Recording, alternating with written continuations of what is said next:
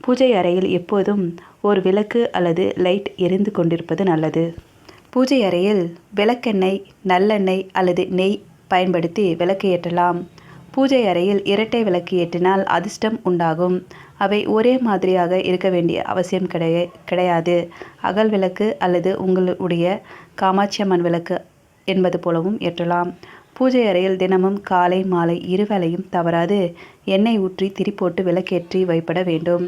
விடியற் காலை அதாவது பிரம்ம முகூர்த்த நேரத்தில் விளக்கேற்றினால் மிகுந்த நற்பலன் உண்டாகும். 2 திரி சேர்த்து முறுக்கி ஏற்றுவது நலம். விளக்கை கிழக்கு முகம் பார்த்து ஏற்ற வேண்டும். நாம் ஏற்றும் திரியை பொறுத்து அதற்குண்டான பலன்கள் அடையலாம்.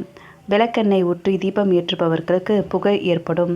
வேப்ப எண்ணெய், இலுப்பை எண்ணெய் 3ம் கலந்து தீபம் ஏற்றினால் செல்வம் பெருகும். எள் எண்ணெய் தீபம் என்றுமே ஆண்டவனுக்கு உகந்தது. நவகிரகங்களை